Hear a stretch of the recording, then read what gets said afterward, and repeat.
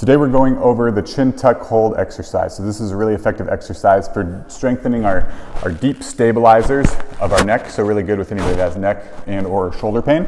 And to perform, we're actually just going to lay on our back. And what we want to do is start with that slight chin tuck. So on our back, we're going to pull our chin straight back towards the ground. And then from there, all we're going to do is just lift our head just a tiny bit up off the ground. So I mean, we're talking a millimeter, just off the ground. So what it looks like, just like that. And then we hold it for as long as we can.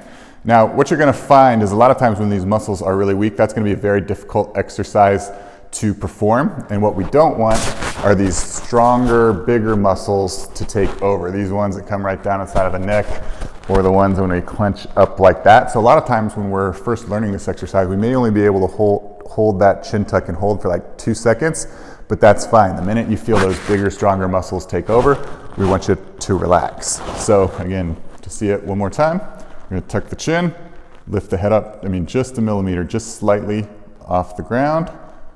Hold it for as long as you can, but the minute you start to feel these guys take over, or your head wanna get too much flexion like that, then we just come back down, let the muscles rest a bit, and then repeat. Chin tuck, up, and hold it for as long as you can.